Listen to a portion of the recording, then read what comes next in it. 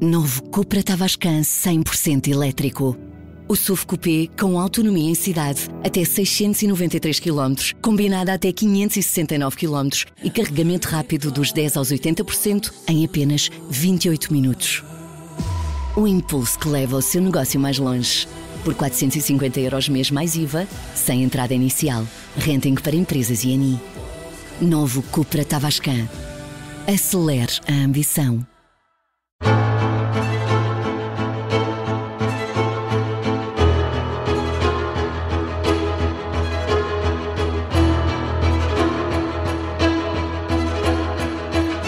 Nova viagem na Rádio Observador, em que vamos andar pelos 5 continentes. Eu sou o João Costa e Silva, comigo está o José Rafael Lopes e contamos com o historiador Bruno Cardoso Reis para entender melhor o que é notícia na geopolítica internacional. Bruno, seja muito bem-vindo, regressado de férias. Bem-vindo, Bruno. Temos Obrigado. muitos temas aqui em carteira. Sim, e pronto, foi bom as férias, mas também é bom estar de regresso convosco, portanto, e enfim, com os nossos ouvintes. Obrigado pelo interesse daqueles que ainda vão ouvindo. Vamos a isto. Temos muito gosto em contar contigo e com a tua análise, Bruno, e vamos começar precisamente por analisar os conflitos ativos no globo, 2 deles principais.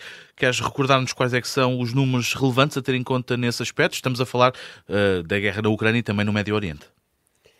Sim, eu achei que era interessante recordar, no fundo, aqui a matemática dos conflitos globais, ou seja, até porque às vezes há este argumento que é ou se dá muita atenção à Ucrânia, ou se dá muita atenção a Gaza, ou não se dá muito... Enfim, há este argumento que esse não me parece fazer sentido. Obviamente não é estar a desvalorizar o conflito ou o nível de mortandade em Gaza, e menos ainda na Ucrânia, mas de facto estes são os 2 conflitos de longe com mais visibilidade e, portanto, nós aqui muitas vezes procuramos chamar a atenção para outros, mas realmente em termos de números é importante realmente voltar, no fundo, a insistir nesse ponto, que é, nós temos um número recorde de conflitos. Tivemos um número recorde de conflitos em 2024, obviamente os números para 2025 ainda não estão fechados.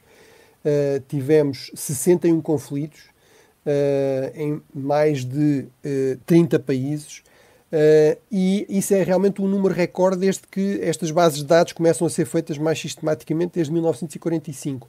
O pico anterior tinha sido no final naqueles anos logo a seguir ao fim da Guerra Fria, em 1993, mas realmente nunca se chegou aos 61 conflitos. E outra coisa ainda é que esta tendência tem-se reforçado, este aumento do número de conflitos tem-se reforçado de forma consistente desde pelo menos 2016, e também pela primeira vez em 2024, e isso justifica realmente a especial atenção à Ucrânia, independentemente de ser na Europa ou não, a não ser que sejamos, enfim, racistas e achemos que os europeus não podem ter conflitos armados. Isso de alguma forma seria bom. Acho que isso é obviamente uma posição racista inaceitável. Os conflitos armados nunca são bons em parte nenhuma do mundo, mas objetivamente, pela primeira vez a Europa em 2024, por causa do conflito na Ucrânia, é realmente o continente que mais contribui para este número terrível, que é o número de baixas em combate no mundo. Portanto, é a primeira vez desde 1945 que é na Europa que no fundo, mais pessoas morrem em combate. E, portanto, isso realmente mostra que há realmente muitos conflitos, há, no fundo, muito por onde escolher em termos de defender causas, defender a paz, de fazer também análise. Muitos desses conflitos realmente são conflitos em grande parte esquecidos. De vez em quando vamos falando aqui, ou do Sudão, ou da Birmânia, ou do Congo. Por exemplo, nestas últimas semanas, a Colômbia voltou a aparecer nas notícias pelas piores razões. Havia um processo de cessar-fogo, vários daqueles grupos armados tinham-se desarmado ou tinham entrado em cessar-fogo, mas agora voltou a reacender-se esse conflito. Houve mortos, houve tropas raptadas, que é algo também muito típico do conflito na Colômbia, e portanto podemos ter ainda mais um conflito a reacender-se, a acrescentar a este 61 que já temos nesta contabilidade mortífera. E Bruno, ainda no capítulo das guerras, Donald Trump declarou que travou 6 guerras desde que voltou à Casa Branca e, sem ser preciso, um cessar-fogo. Que guerras são estas? Do que é que ele está a falar, na realidade?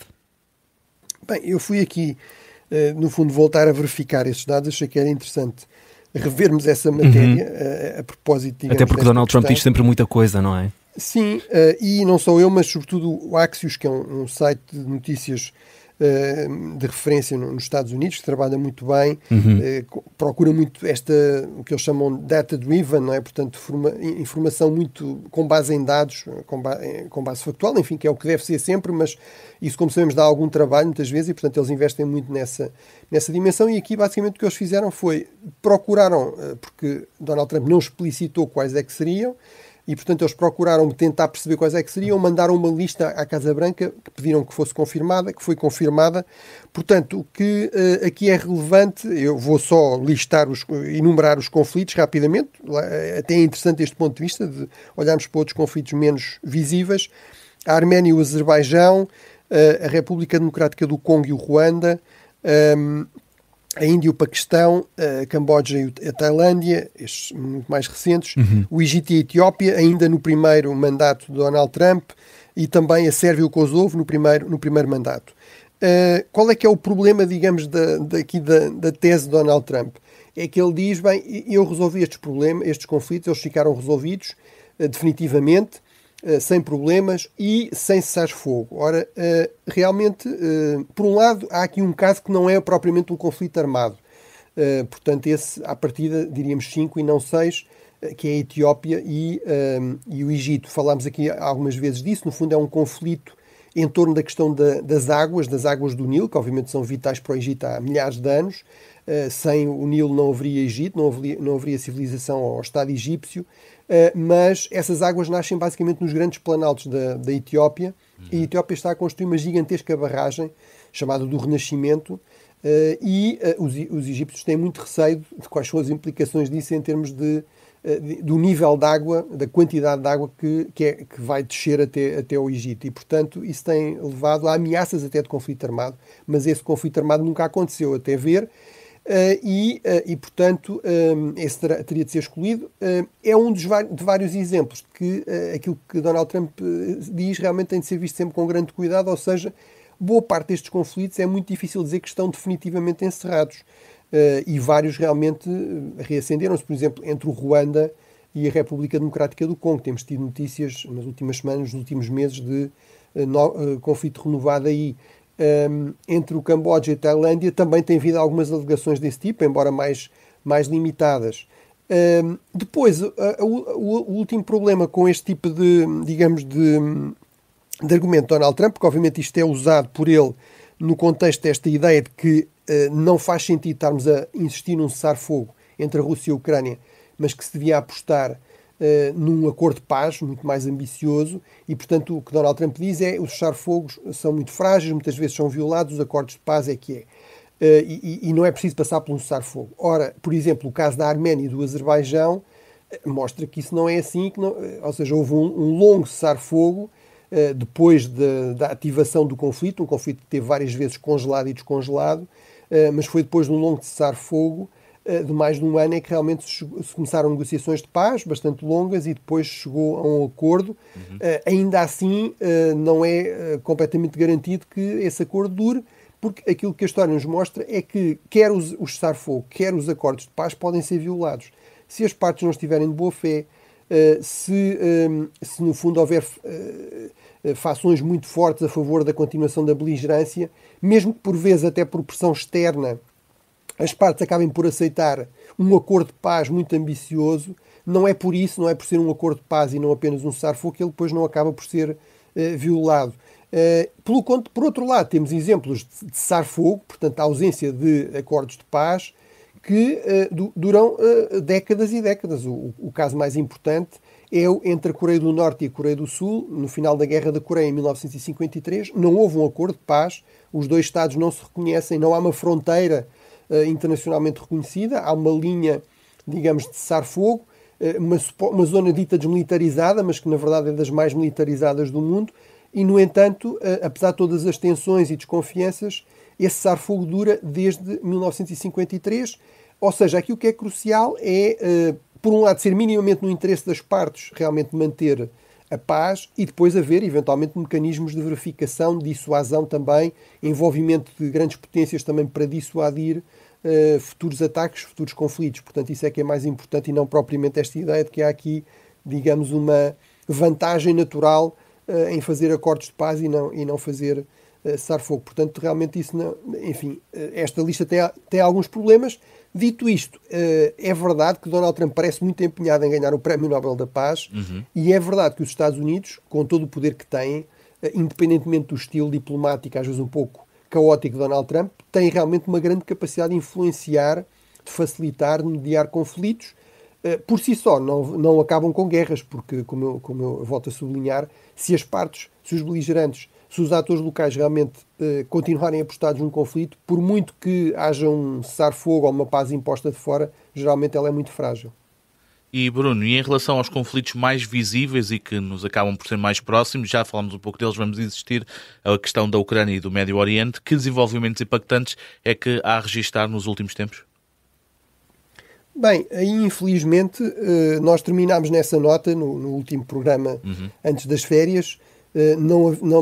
Na minha opinião, não havia, digamos, um ponto de viragem, não havia razões para dizer que havia aqui uma grande alteração nos conflitos e parece-me que podemos continuar a dizer a mesma coisa, ou seja, não houve de facto avanços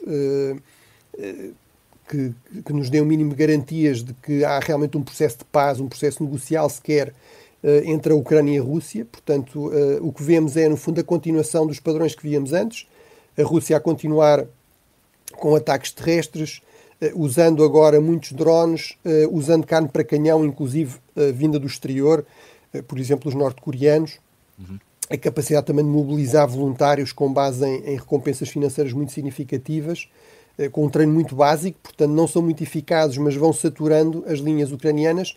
A Ucrânia com grandes problemas de recrutamento, de cansaço também das tropas que estão há vários anos continuamente na linha da frente.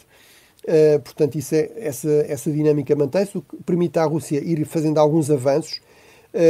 Entretanto, não vimos ainda sinais de uma ruptura da linha da frente ucraniana, mas eu penso que esse risco tem de continuar a ser visto como um risco sério, ou seja, é realmente muitos anos, é muito cansaço. Há aqui um risco de um efeito de desmoralização também por todas estas polémicas, enfim, incertezas no palco internacional sobre o nível de apoio à Ucrânia. Apesar de tudo, os ucranianos têm conseguido manter alguma iniciativa na guerra aérea, onde a Rússia continua a apostar no terror, nos ataques a centros populacionais, agora com muito mais drones do que no passado. Isso cria grandes dificuldades à Ucrânia. A Ucrânia precisaria de reforçar aí as suas capacidades de defesa antidrones, mas tem conseguido ela própria manter alguma iniciativa aí, nomeadamente também com ataques com drones, agora muito centrados nas refinarias, em toda a estrutura, digamos, de abastecimento de petróleo, de gasolina, processamento e abastecimento na Rússia, com um impacto significativo, tanto quanto percebemos, quer nos preços, quer na escassez desses, nomeadamente de gasolina, que obviamente é crucial para as pessoas, a parte para os militares russos. E, portanto, as dinâmicas mantêm-se muito semelhantes. Vamos ver se há alguma evolução nas próximas semanas. No caso do Médio Oriente, no fundo, a novidade é Israel insistir nesta ideia de ocupação da cidade de Gaza, de evacuar a população do norte de Gaza. Esta zona é o grande centro, digamos, do poder do Hamas, é onde tem mais apoio, historicamente. Se terá sido aí, também concentrou muitas das suas infraestruturas militares, inclusive os famosos túneis, e, portanto, o governo israelita continua apostada em prolongar o conflito, nesta ideia de que consegue degradar ainda mais a capacidade de resiliência, de sobrevivência do Hamas, mas com enormes custos para a população civil. A situação humanitária tem-se continuado a degradar de forma dramática, e sem que isso pareça ter um grande impacto na forma como Israel está a lidar com o problema, o que mostra mais uma vez as limitações da capacidade de pressão externa sobre os beligerantes. Provavelmente também o facto de que Donald Trump realmente não está muito empenhado em pressionar muito Israel, e isso realmente faz muita diferença. Com Biden realmente parecia haver um empenho muito maior em cessar fogo, em ajuda humanitária, sobretudo na questão da ajuda humanitária, e portanto a situação aí também se continua a degradar. Obviamente também a situação dos reféns é extremamente periclitante. Portanto, as últimas notícias que tivemos foi de Steve Witkoff a dizer: vamos ter um acordo um cessar-fogo até ao final do ano. Isso pareceu-me, no fundo, um reconhecimento da incapacidade chegar a um cessar-fogo já, e até ao final do ano é uma eternidade potencialmente fatal, quer para reféns, quer para muitos civis palestinianos. Bruno, entretanto, temos aqui 4 minutos ao final da nossa primeira parte. Não há só violência armada em guerras, até porque nos Estados Unidos foram registados 2 tiroteios. Queríamos te perguntar se isto dá razão a Donald Trump em ter acionado a Guarda Nacional para combater o crime, ou há aqui outro jogo, se é que lhe podemos chamar desta forma. Bem, os números realmente em relação aos ataques armados contra escolas, os school shooting, como se diz nos Estados Unidos, são realmente impressionantes. No fundo, a Associação de Pediatras Americanos, para validar este dado impressionante, que é a principal causa de morte de crianças nos Estados Unidos é a violência armada, são ataques com armas, são assassinatos com armas, mas, nomeadamente nas escolas, mas em relação às escolas, eles estimam que entre 1997 e 98, portanto o ano letivo, e 2001, 2022, houve 1.453 ataques armados a escolas nos Estados Unidos. Nos últimos anos, por exemplo, em 2025 já houve 90 incidentes com armas em escolas, nem todos foram massacres, felizmente, mas... e, portanto, realmente os números são impressionantes e refletem este dado fundamental, este problema fundamental, que é o enorme... estatísticas, de facto, impressionantes em termos de violência armada nos Estados Unidos. Os Estados Unidos são de longe o país desenvolvido, rico, onde há mais violência armada. Estamos a falar de quase 6 homicídios por 100 mil, que é a medida habitual. No México, por exemplo, são muito mais, são à volta de 29 por 100 mil, mas obviamente estamos a falar aqui de níveis de desenvolvimento diferentes. Mas, por exemplo, é basicamente o dobro do país europeu, que tem números mais elevados, que andam à volta de 2,7 por 100 mil. E isto reflete, por sua vez, outro dado fundamental, que é talvez ainda mais impressionante, que é os Estados Unidos, os 300 e pouco milhões de habitantes dos Estados Unidos, têm basicamente 46% das armas em mãos privadas no mundo. Portanto, os americanos sozinhos, que são à volta de 5% da população mundial, não chega a isso, têm 45% das armas, têm praticamente metade das armas que existem, todos os outros 7 mil milhões, ou quase, de habitantes do mundo têm o resto, não é? Portanto, realmente é um volume de armas enorme e que torna muito difícil realmente a questão da segurança pública. Portanto, Donald Trump, como de costume, tem alguma razão nos problemas para os quais aponta. Ele tem um grande instinto também político nesse sentido. Este é um problema real. O problema é que muitas vezes as soluções que ele aponta não têm nada a ver com o problema, têm muito mais a ver com o protagonismo dele, com o poder dele. E, portanto, esta questão de colocar tropa na rua, nomeadamente Guarda Nacional, bem, o problema desde logo não são polícias treinados, são soldados à partida, são treinados eventualmente para missões de emergência, por exemplo, proteção de edifícios ou, no fundo, proteção civil, mas não propriamente para a ação policial. Depois isto não é muito dificilmente sustentável, porque são até uma espécie de força de reserva para situações de emergência. Ora, se estão sempre a ser usadas, isso vai criar um problema quando forem precisas noutro contexto. E depois, realmente, o que era preciso era mesmo mais polícia e menos armas. Ora, aí realmente Donald Trump não cede todo, e inclusive a própria Presidente da Câmara da capital, Washington DC, que é alguém muito pragmático e que procura continuar a dar com Donald Trump, até disse, bem, eu à partida não acho assim tão mal, desde que deixe alguma coisa aqui a violência, agora acho que isto não é sustentável, e sobretudo chamou a atenção para o facto de que ela está a tentar contratar 500 polícias a mais, e o Congresso, controlado pelos republicanos, como tem uma regra de não pode haver nova contratação pública, impediu essa contratação, basicamente, impediu a utilização desses fundos.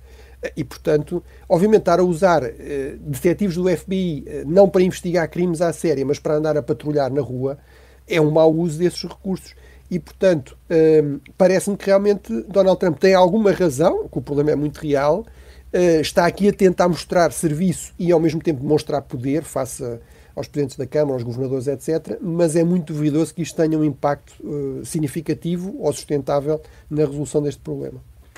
E Bruno, nós vamos ter de ficar por aqui nesta nossa primeira parte. Regressamos já a seguir, logo depois das notícias.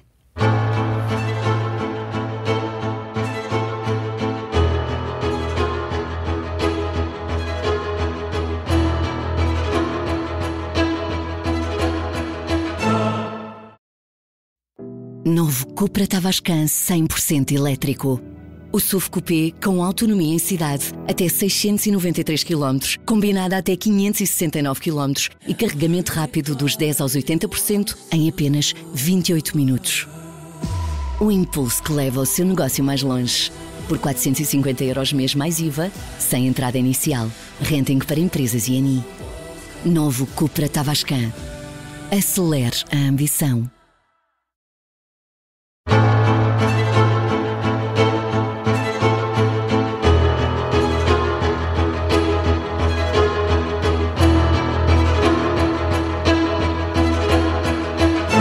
Estamos de regresso, segunda parte do 5 Continentes. Bruno, na primeira parte estivemos a fazer um resumo dos principais acontecimentos nos conflitos espalhados pelo mundo e a falar dos Estados Unidos. Zé, é por lá que vamos continuar. Até porque ainda a marcar a atualidade está a guerra económica. Há uma nova ameaça de tarifas nos microchips por parte de Donald Trump contra a Europa e também contra a China, sendo que contra a China é de 200% a propósito de alguns ímãs. O que é que está aqui em causa, Bruno? Bem, eu acho que estão duas coisas fundamentalmente em causa. Uma é confirmar esta minha suspeita, enfim, falámos bastante deste tema no programa antes das férias, de que realmente Donald Trump, esta é uma opção recorrente, que nele tem muitas e muitas décadas, é muito pensado numa lógica de extração de recursos, de chantagem, se quisermos, económica e geopolítica sobre os países mais dependentes do mercado americano. E, portanto, esta ideia que, no fundo, ele pode fazer isso permanentemente, portanto, que esta ideia de que a Europa, fazendo um acordo, mesmo com um acordo fraco, um acordo mau, pelo menos garantia alguma estabilidade na relação económica com os Estados Unidos, com Donald Trump esse tipo de cálculos não funciona, porque para ele todos os acordos são sempre de curto prazo, até de muito curto prazo, e podem ser sempre suscetíveis de revisão em termos melhores para ele. E, portanto, aqui temos esta questão. Supostamente uma das vantagens do acordo é, bem, pelo menos nós não mexemos nas taxas em relação, enfim, na regulação e na taxação sobre a economia digital, sobre os serviços digitais, mas a verdade é que Donald Trump acha, não estando no acordo, pode sempre voltar a isso depois para exigir mais ou para retaliar, e, portanto, é o que ele está agora aqui a ameaçar fazer. Obviamente isto também mostra a centralidade da economia digital cada vez mais a nível global, e de que os Estados Unidos estão determinados a ter uma posição liderante e de força. O problema é que a China tem também um protagonismo crescente, e nomeadamente há a questão das terras raras, que já falámos várias vezes, que são cruciais para fabricar muitos, digamos, do hardware que é crucial para a nova economia digital. Mas outra componente crucial são estes ímãs, ou magnets em inglês, em que mais uma vez a China tem uma posição dominante na produção deste tipo de, digamos, de hardware, que é crucial para uma série de, digamos, de equipamentos eletrónicos, e, portanto, aparentemente Donald Trump está a ter informação de que há uma redução, um estrangulamento chinês no fornecimento desse equipamento e, portanto, está a ameaçar com, mais uma vez, tarifas astronómicas se não houver aí uma alteração dessa posição chinesa.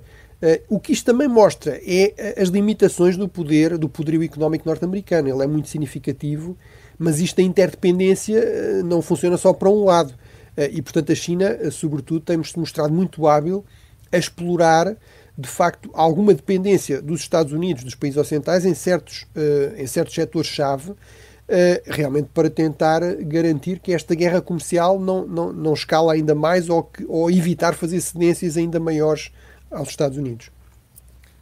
E Bruno, vamos manter-nos aqui na América do Norte, mas para falar agora do Canadá. O primeiro-ministro canadiano anunciou uma parceria estratégica com a Alemanha para desenvolver minerais críticos. Anunciou também que a Alemanha está a par da Coreia do Sul num concurso para compra de submarinos. O que é que nos dizem todas estas ações? Bem, algumas coisas importantes. Uma é que o Canadá está ativamente a procurar diversificar relações. É verdade que isto já vem de trás, é verdade que os Estados Unidos têm um grande déficit de construção naval, que está a tornar-se muito problemático até para a própria Marinha norte-americana. A vantagem chinesa aí é muito significativa, e é um contraste impressionante, por exemplo, com o que aconteceu na Segunda Guerra Mundial. Na Segunda Guerra Mundial os Estados Unidos conseguiam produzir um navio por dia.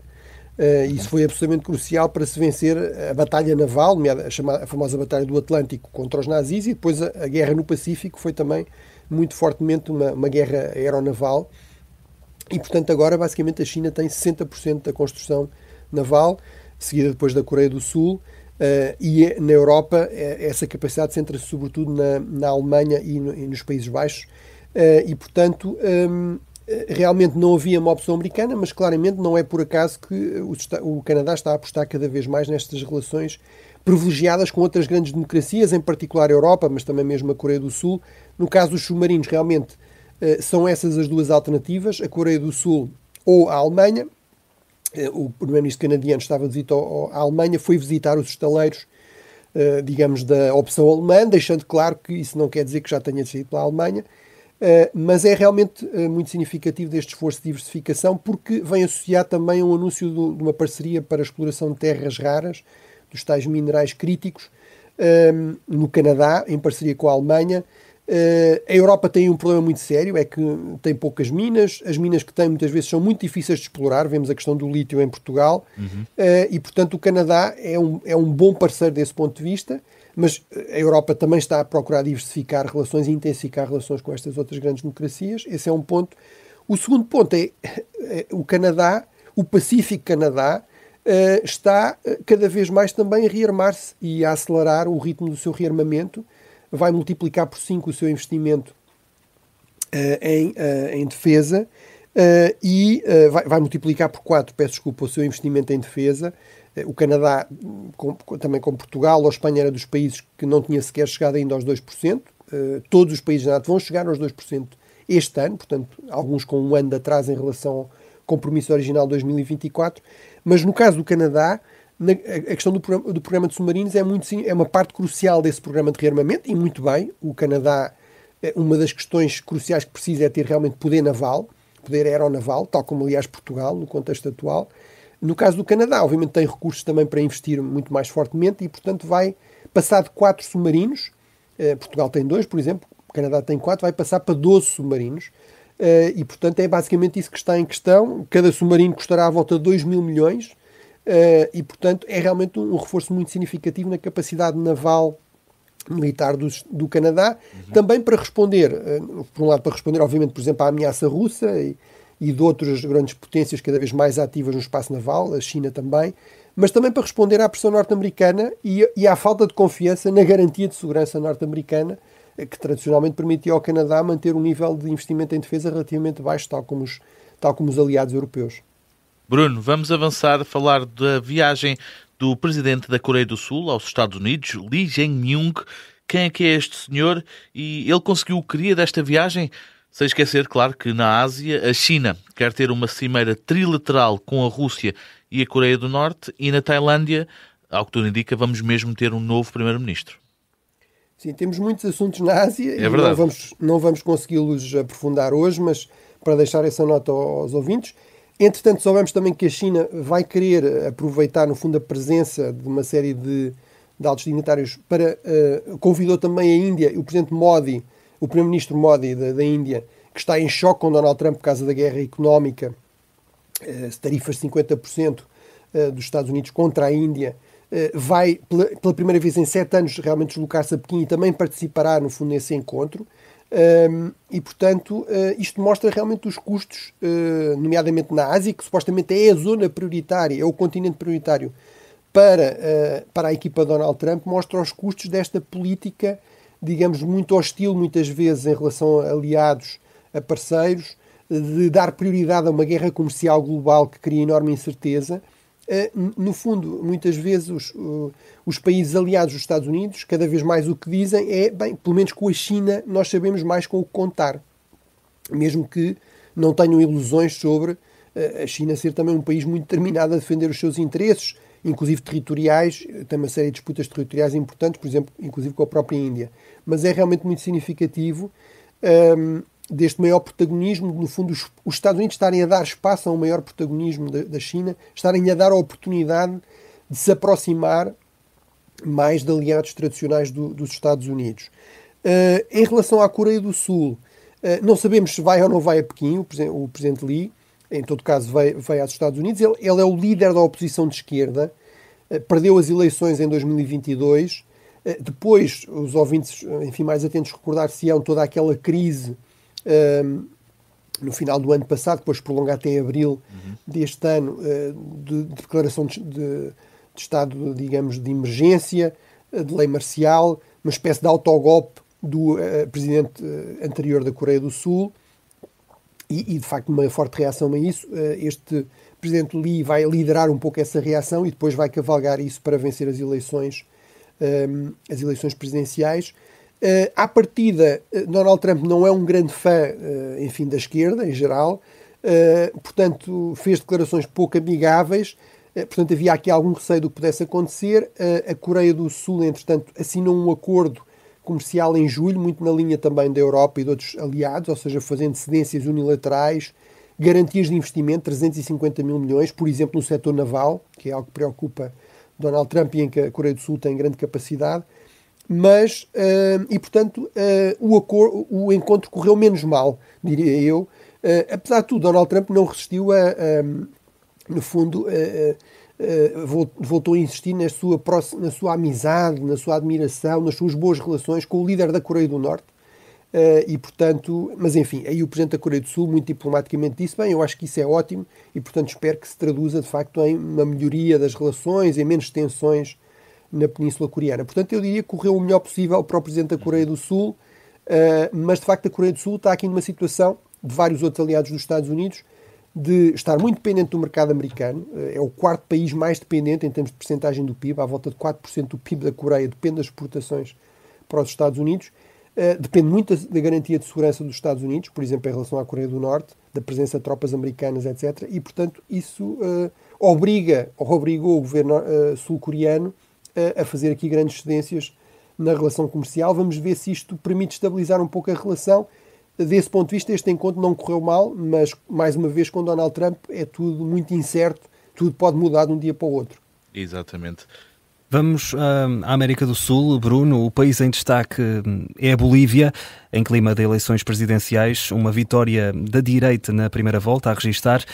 Perguntar-te qual é o histórico deste país e se isto significa que já podemos falar aqui de uma onda azul conservadora nessa região. Bem, a Bolívia é um dos 12 países da América do Sul, é um de 2 países encravados na América do Sul, a par do Paraguai. Nem sempre foi assim. A Bolívia perdeu o acesso ao Pacífico na chamada Guerra do Pacífico entre 1879 e 1884, uma guerra com o Chile. Portanto, a parte norte do Chile, mais norte do Chile, já foi da Bolívia. Um país encravado é sempre um país com mais problemas de autonomia estratégica, de viabilidade económica, portanto esse é um dos problemas. A Bolívia tem à volta de 12 milhões de habitantes, portanto é o 5º país mais povoado da América do Sul, portanto um pouco mais do que Portugal, mas, portanto, aí peço desculpa, em termos de população é o oitavo na América do Sul, com os tais 12 milhões, é o 5º em área, tem 1.100.000 km², portanto, lá está, em termos de população, um pouco mais do que Portugal, mas em termos de área é basicamente mais de 10 vezes maior do que Portugal e, portanto, tem uma densidade também relativamente baixa.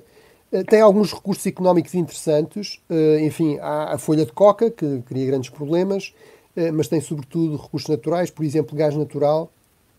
O grande problema é que, realmente, os últimos 20 anos, desde 2005, a política na Bolívia foi dominada por um movimento nativista de Evo Morales, o chamado MAS. Esse movimento fragmentou-se a partir de 2019, começou a ter problemas crescentes quando Evo Morales tentou manter-se no poder, no fundo violando a Constituição.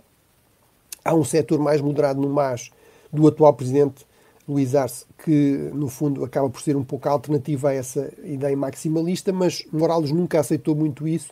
E, portanto, o movimento fragmentou-se e teve agora 3% dos votos. Houve à volta de 18% de voto em branco, foi o apelo de Morales. Morales entrou em ruptura com o seu próprio partido. O resultado disto foi, basicamente, pela primeira vez em 20 anos, a direita dominou a primeira volta das eleições presidenciais, portanto, falta a segunda volta, mas já sabemos que o próximo presidente da Bolívia será realmente de direita, mais de centro-direita ou de uma direita um pouco mais conservadora. E, portanto, isso coloca a questão, eventualmente, voltamos a colocar a questão que já falámos aqui algumas vezes, será que há uma viragem à direita também na América do Sul? O presidente Petro na Colômbia também é muito impopular, também vai haver eleições, tivemos vitórias da direita, por exemplo, no Equador. Eu acho que, e obviamente temos Milei, que tem aqui um grande protagonismo, eu acho que temos de ter algum cuidado ainda assim. Eu acho que há uma tendência global realmente para uma certa viragem à direita. O exemplo de Donald Trump tem também o seu papel, a parte de fatores internos, mas eu diria que aqui o mais importante realmente são fatores internos, uma crise económica muito forte, uma inflação de 25%, a hiperinflação é muito típica da América do Sul, de vários países, o Brasil, a Argentina, mas é muito rara na Bolívia, portanto é um nível de inflação como não se via há 20 anos, e portanto um crescimento económico também muito débil, menos de 1%, à volta de 0,7%. Tudo isto muito por causa de, basicamente, a Bolívia tornou-se muito dependente das exportações de gás natural e não investiu ou não reinvestiu nesses rendimentos.